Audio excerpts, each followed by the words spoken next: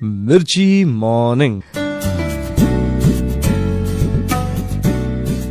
સ્ત્રીને જે જોઈએ છે તે પુરુષને નથી જોઈતું, પુરુષને જે જોઈએ છે એ સ્ત્રીને નથી જોઈતું. બધી માથાકૂટનું મૂળ અહીંયા છે. આપણી આસપાસ કેટલાય લોકો છે જે એકબીજાને સમજી જ નથી શકતા, ઈચ્છે તો પણ સમજી નથી શકતા.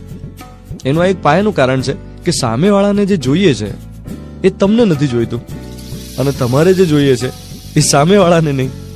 ફોર એક્ઝામ્પલ, પુરુષ કઈ પ્રોબ્લેમમાં છે, બિઝનેસનું ટેન્શન છે, ટાર્ગેટ અચીવ નથી થયો, ઓફિસનો સ્ટ્રેસ છે. હવે આમાં જો ગર્લફ્રેન્ડ પૂછ કરે કે શું થયું, કેમ ટેન્શનમાં છું, બોલ તો ખરો, વાત તો કર.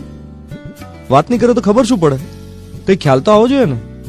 કહીશ તો હળવો થઈ જઈશ, થોડું ટેન્શન ઓછું થશે. કેમ ચિંતા કરે છે, શેની આટલી બધી ચિંતા છે? અરે પણ બેન, નથી વાત કરવી. પુરુષને આ વાતે જોઈએ છે એકાંત. એને પોતાની ગુફામાં જઈને પોતાનો પ્રોબ્લેમ જાતે સોલ્વ કરવાની ત્રેવડ બતાવવી છે. પણ જો એને કોઈ પૂછ કરે તો એ અકળાય. હવે એક્ઝેક્ટ ઊંધું, એક્ઝેક્ટ ઓપોઝિટ જોઈએ.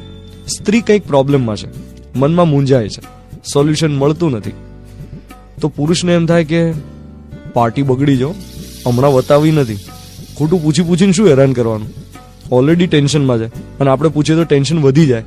એના કરતાં જાતે સોલ્યુશન લાવવા દો, ટાઈમ આવશે એટલે બધું ઠીક થઈ જશે. હવે અહીંયા થાય ગરબડ. સ્ત્રીને તો જોઈએ છે કોઈ પૂછે કે શું થયું, એને વાત કરવી છે, એની વાત કોઈ સાંભળે, અને કોઈ વાત સાંભળે ને એમાં જ તો અડધા પ્રોબ્લેમ એના સોલ્વ થઈ જાય. પણ કોઈ સાંભળવા માટે કોઈ મળે નહીં, ટેકો ના મળે તો એને એમ થાય કે તમે તો યાર મારી વાત પણ નથી સાંભળતા.